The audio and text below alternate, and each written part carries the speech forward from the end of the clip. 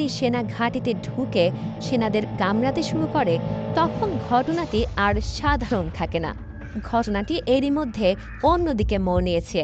শুরুটা হয় মানুষের ক্ষতিগ্রস্ত হবার ঘটনা নতুন কিছু নয়, কিন্তু মানুষের উপস্থিতি এড়িয়ে চলে এমন প্রাণীরা যখন নাকাব বা নিকেভ মরুভূমিতে, সেখানে মাউন্ট হারিফ নামের এক পাহাড়ের কাছে ক্যারাকাল বা বন্য বিড়ালকে।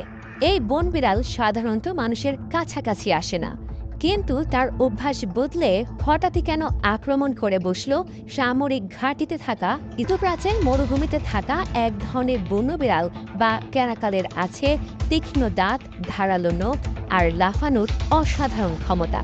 ওরা শিকার করে পাখি, ইঁদুর, খরগোশের মতো ছোট ছোট প্রাণী। তারা স্বভাবে লাজুক এবং একা থাকতে পছন্দ করে। তারা বড় শিকারী প্রাণী বা মানুষের উপস্থিতি এড়িয়েই চলে। তবে মানুষ যদি তাদের বাসার কাছে চলে যায় বা তাদের বিরক্ত করে, তখন তারা আক্রমণ করতে পারে। নিজেকে হুমকির মুখে মনে করলেই এই বনবিড়াল আক্রমণ করে থাকতে পারে। কর্তৃপক্ষের ধারণা, সামরিক ঘাঁটির কাছাকাছি থাকায় ক্যারাকালটির স্বাভাবিক আচরণে পরিবর্তন এসেছে। এই প্রাণী হয়তো মানুষের উপস্থিতির সঙ্গে অভ্যস্ত হয়ে পড়েছিল, যা তাকে সেনাদের কাছে যেতে এবং শেষ পর্যন্ত কামড়ে দিতেও পিছপা হয়নি। নেচার অ্যান্ড পার্কস অথরিটির পর্যবেক্ষক ক্যারাকালটিকে শনাক্ত করে একটি বন্যপ্রাণী হাসপাতালের উদ্দেশ্যে নিয়ে যান। সেখানে এর স্বাস্থ্য পরীক্ষা করা হয়।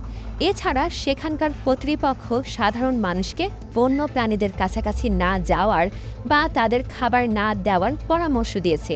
এতে প্রাণীদের স্বাভাবিক আচরণে পরিবর্তন আসতে পারে, যা মানুষ ও প্রাণী উভয়ের জন্য বিপজ্জনক। এই ঘটনায় সোশ্যাল মিডিয়া জুড়ে চলছে রসিকতা ও আলোচনা। কেউ কেউ এই আক্রমণের জন্য ক্যারাকলের প্রশংসা করেছেন, বলছেন এটা প্রকৃতির প্রতিশোধ। কেউ আবার এদের হামাসের সদস্য হিসেবেও উল্লেখ করেছেন। কেউ কেউ বলছেন ক্যারাকলটি ফিলিস্তিনের জন্য যা করেছে তা বিশ্বের অনেক মুসলিম সরকারও করতে পারেনি। ইসরায়েলিদের সেই তথ্য প্রকাশ করেছে দ্য নিউ আরব ও গালফ টুডে।